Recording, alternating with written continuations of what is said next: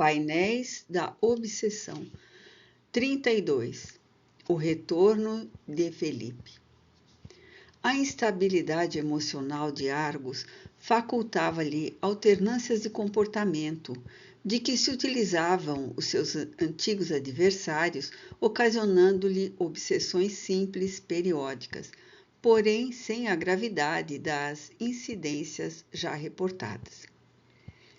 Áurea crescia em realizações fraternas de assistência à dor, não sem sofrer, a seu turno, as investidas dos desafetos anteriores que se obstinavam em afligi-la, situando-a intimamente em áreas de conflitos desnecessários. O homem encarnado, graças ao mergulho do espírito no corpo, o que o impede de possuir a clara visão da vida espírita, tanto quanto a vigilância interior contra as urdiduras das entidades impiedosas, com certa facilidade tomba nas ciladas muito bem feitas por encontrar em campo, na própria emoção daqueles a quem sitiam, nem sempre mantida em ritmo de equilíbrio.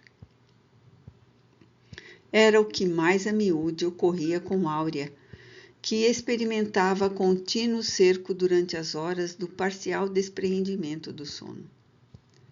Os companheiros das ilusões do passado, mais próximo, em que muito se comprometera por processo de hipnose em insistentes induções, faziam-na experimentar sentimentos contraditórios, deixando-a atormentada entre os acontecimentos pretéritos e os deveres atuais.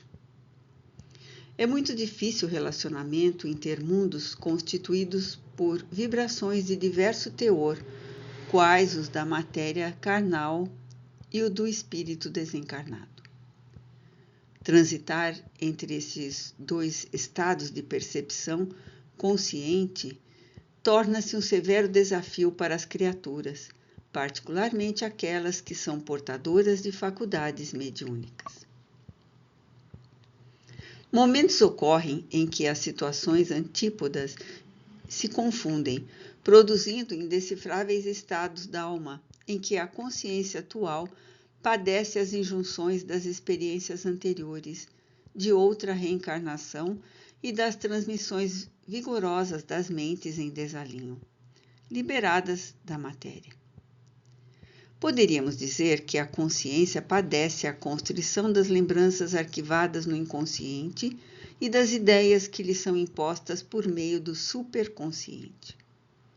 Em tais situações, os médiuns sofrem incompreendidos por aqueles que não experimentam os mesmos sucessos, que têm dificuldade em entender essas modificações de comportamento e humor, e que somente com o sacrifício na educação da vontade esclarecida e do equilíbrio, com dificuldade logrado, conseguem traçar uma linha de conduta normal, o que, de forma alguma, queira expressar cessação das difíceis conjunturas. É que, nesse estágio, superando-se o medianeiro, consegue sobrepor o que deve fazer ao que lhe acontece, e não tem o direito de demonstrá-lo, a fim de evitar impressões desagradáveis sobre a sua conduta moral e psíquica, bem como liberar-se de criar ambiente de desagrado ou mal-estar em sua volta. Áurea absorvia os fluidos deletérios, por um lado, decorrentes da convivência com o esposo, e, por outro, das emanações que lhe chegavam oriundas dos cômpares do além, que, algumas vezes, reviviam as cenas mortas ou a levavam aos sítios onde se demoravam infelizes. Não que ela estivesse sem a conveniente ajuda dos mentores, que jamais nos deixam a sós. Todavia, em face dos seus comprometimentos, que deveria ressarcir a penates de renúncia e de abnegação, necessitava das oportunidades reparadoras que se apresentavam dessa forma. A ingestão dos fluidos perniciosos produzia-lhe distúrbios alérgicos, de par com estados emocionais desagradáveis, que a colocavam em situação penosa, deixando-a registrar ocorrências sem fundamento, que lhe produziam instabilidade e insegurança. Não obstante, granjeava amigos e simpatias que a envolviam em vibrações de alento, gerando ondas concêntricas de defesa em torno de si, sustentando-a na luta renhida.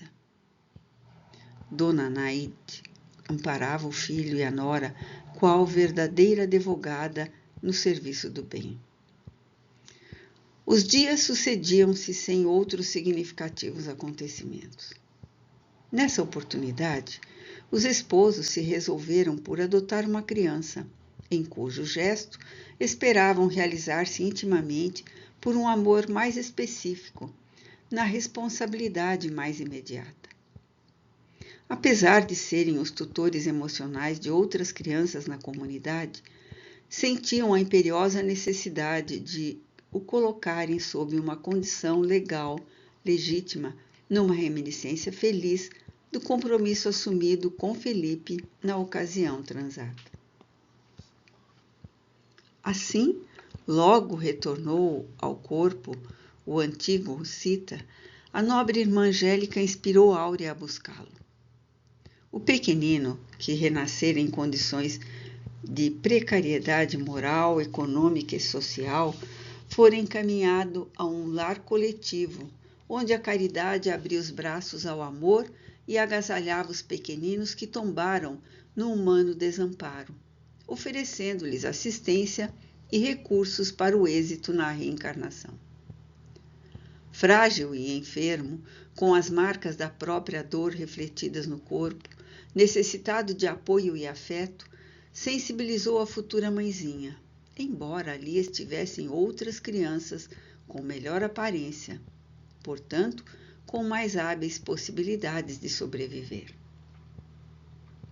O instinto e a afinidade psíquica entre os dois e a inspiração da benfeitora fizeram-se suficientes para que a decisão imediata fosse tomada e Felipe, dependente, retornasse aos sentimentos daqueles a quem amara e odiara, para o recomeço na abençoada escola terrena, sob as diretrizes ditosas da fé espírita que lhe seria ministrada, como terapia e método de conduta para granjear a felicidade, esquecer o passado e construir o futuro. Não é fácil, certamente, amar em profundidade a um filho que não é nascido da carne. As razões são poderosas. Primeiro, a gestação produz um envolvimento demorado entre o reencarnante e a genitora, por sua vez, com o pai também. Depois, o processo de aceitação e ternura faz-se ao longo dos meses, facultando a ansiedade pelo momento do parto, que é libertação. Há exceções, sem dúvida, que afinal corroboram a regra geral. Quando se dá o renascimento de um espírito, todo um equipamento emocional está preparado, predisposto em franca receptividade, esperando. Nos casos de adoção, como compreensível, o processo é mais demorado. Mesmo havendo afinidade espiritual, o recém-chegado é um estranho que deverá conquistar os seus anfitriões afetivos, nascendo então pela convivência a ternura, o amor, o interesse carinhoso. Argos, de alguma forma, estranhava o pequeno Rafael, sentindo dificuldade de aceitá-lo, o que ocorria também com Áurea, com menor intensidade, embora. Naquela noite, a da chegada do filho adotivo, fui notificado pelo Dr. Arnaldo que deveria participar de uma reunião no Parque Espiritual dirigido pelo mentor Eber, no qual compareceriam os envolvidos no processo, Argos, Áurea, a fim de traçarem os programas finais que lhes norteariam a vida doravante. A hora regulamentar, acompanhado pelos doutores Vasconcelos e Lustosa, demos entrada em agradável recinto, onde o nobre Eber nos recebeu com expressões de afeto e carinho, que lhe atestavam a excelência espiritual. Cooperadores diversos já haviam providenciado a condução de Maurício, dos médiuns Venceslau e Antônio, Fernandes, de Carlos e de Richard, que ainda permaneciam sem lucidez, aguardando o momento próprio para despertar. Por fim chegam Dona Naide, Bernardo e a irmã Angélica, assessorados por 2 enfermeiros ativos, que traziam Argos, Áurea e o pequeno Rafael, carinhosamente agasalhado no regaço da mentora. Ouvíamos uma suave melodia de órgão que, tocado por antiga musicista desencarnada e que prosseguia nos seus estudos com objetivo definitivo em futura incursão carnal. A excepcional artista oferecia a delicada área na 4ª corda de Bach, fazendo que o ambiente vibrasse sob os sons suaves e penetrantes da agradável melodia. A sala oval tinha capacidade para algumas dezenas de pessoas bem acomodadas. Na parte do fundo, um pequeno estrado se destacava, no qual algumas poltronas em semicírculos pareciam convidativas. Do teto, de substância alvinitente, pendia um antigo lampadário, como se fosse de cristal, com 5 braços cujos suportes, voltados para cima, jorravam uma diáfana claridade que irradiava por todo o auditório. Os convidados fomos situados nas poltronas fronteiriças ao estrado, e naquelas em destaque se acomodaram o distinto Weber, a irmã Angélica, ainda conduzindo Rafael e o Dr. Vasconcelos. Cessada a música do órgão, a mentora, através de um quase imperceptível sinal, autorizou que fossem despertados os companheiros encarnados, o que ocorreu através de técnicas de passes especiais que lhes facultariam a lucidez e a participação no evento, que nos parecia, conforme o constatamos, de grande significação. Podia-se perceber a surpresa e o júbilo entre os companheiros que se identificavam em esfera de paz e renovação, sob as dádivas nem sempre consideradas do repouso pelo sono fisiológico natural. Nova melodia balsâmica soou do instrumento bem tocado e observamos que as notas harmônicas produziam vibrações que se transformavam no ar rarefeito em luzes cambiantes que compunham um espetáculo de peregrina beleza. Quando cessaram os últimos acordes, o administrador Eber proferiu comovida oração a Jesus, suplicando-lhe o competente amparo para a reunião e o apoio para todos quantos ali nos encontrávamos. Ao terminar, tínhamos lágrimas de felicidade incontida que nos escorriam como reconforto e gratidão ao Senhor por tão alta concessão que reconhecíamos não merecer. Rafael recebeu especial atenção da benfeitora e vimo-lo reassumir a aparência anterior ao corpo, lenido por lucidez relativa que o auxiliaria no arquivamento daquelas ocorrências para recordá-las no momento próprio no futuro. Isso posto, a abnegada discípula do Cristo considerou: Filhos queridos, aqui estamos reunidos para encerrar um doloroso capítulo de suas vidas, ao tempo em que se abrem novas oportunidades favoráveis para o porvir. Ao ontem de sombras e de ódios sucede-se o amanhã de luz. O passado de sofrimentos e malquerenças sobrepõe-se o futuro de ternura e realizações edificantes. Tudo agora são promessas que lhes cumpre transformar em felizes realizações. As suas preces e as intercessões dos seus abnegados guias encontraram ressonância e aval da misericórdia divina. Surge um dia superior e diferente que deve ser vivido em clima de amor, sob a tutela do bem, a ser incorporado ao dia a dia de cada um em particular e de todos em geral.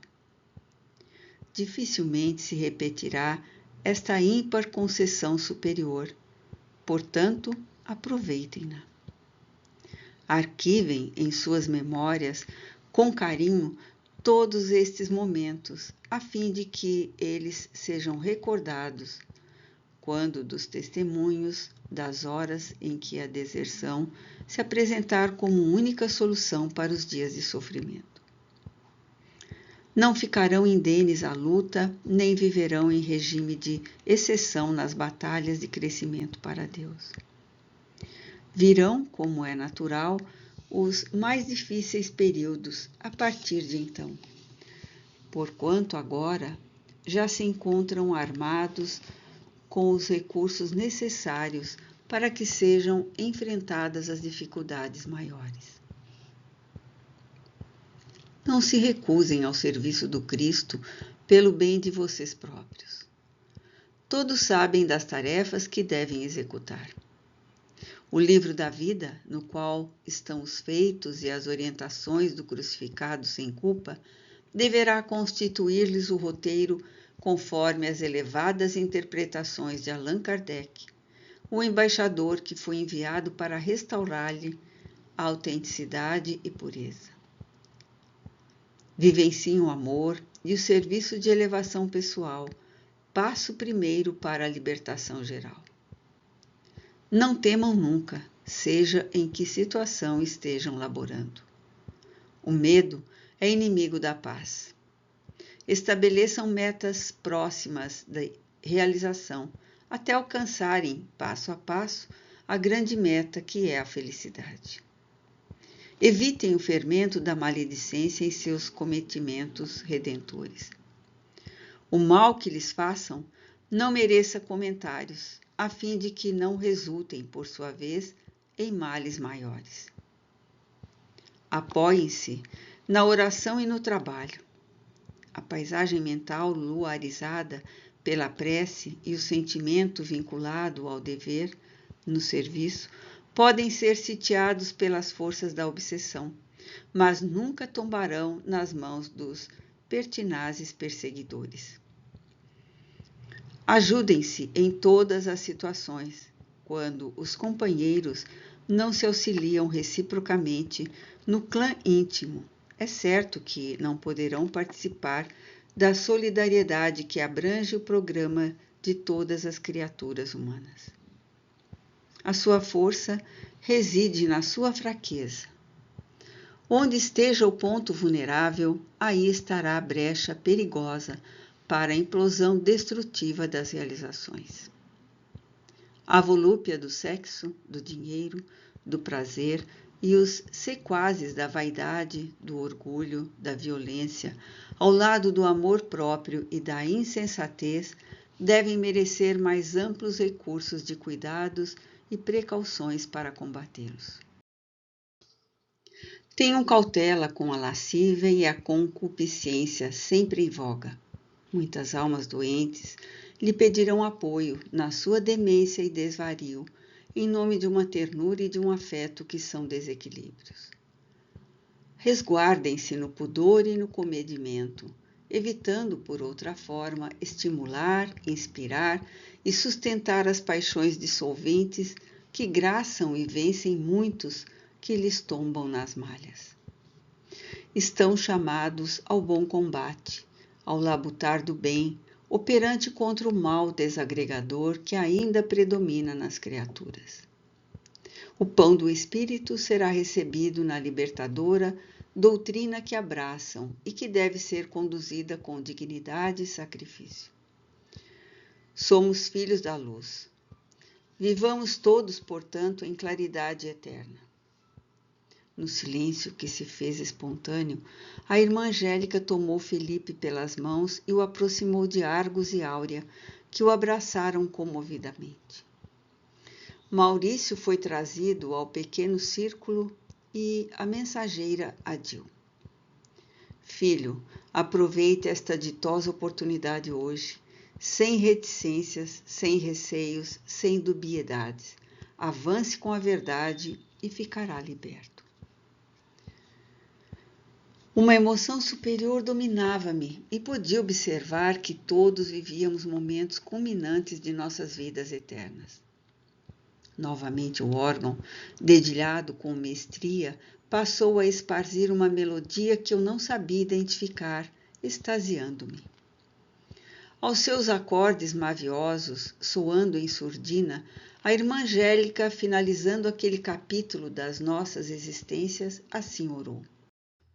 Mestre incomparável, os desbravadores do futuro encontram-se dispostos para a tarefa.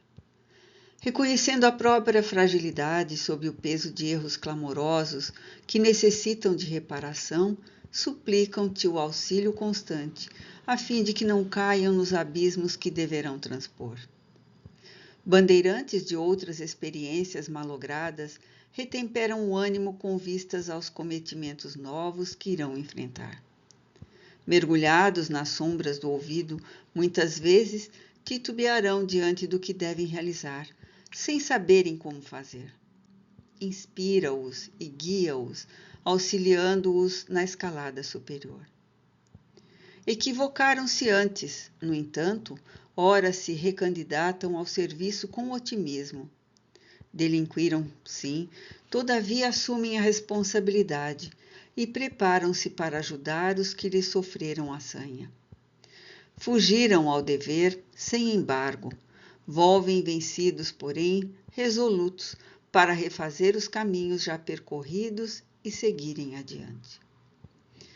Nada dispõem para oferecer-te, senão o sentimento de amor que esperam dedicar à tua causa no mundo. Não te pedimos que sejam atenuadas as provas, antes suplicamos forças para vencê-las. Tu que és a vida, sê-lhes o alento de vida, permanecendo neles a fim de que possam sobreviver nas lutas contigo. Para eles, amanhece dia novo. Sê-lhe o sol de luz fecunda, clareando-os interiormente, para que jamais haja trevas em suas mentes e corações. Despede-os, Senhor, e segue ao lado de todos nós. Ao silenciar, o órgão aumentou o volume da música divina, enquanto as luzes cambiantes se transformavam em flocos de tenuíssima substância perfumada, que se desfaziam ao tocar-nos, deixando inefável sensação de saúde interior e de paz. Encerrada a reunião, os companheiros encarnados foram recambiados ao corpo somático. Despedi-me do caroável Éber, dos amigos Dr. Vasconcelos e Dr. Lustosa. Dona Naide osculou-me, comovida as mãos. Bernardo seguiria comigo. Abracei a irmã Angélica, sorridente, feliz, agradecendo-lhe o apoio e a proteção que me dispensara. E com o espírito repleto de emoções, rendendo graças, parti, marchando na direção do futuro que me aguardava. Cada um se encontrava em condição de seguir no rumo do perene amanhecer. A tarefa estava encerrada. Novos compromissos esperavam por nós. Fim.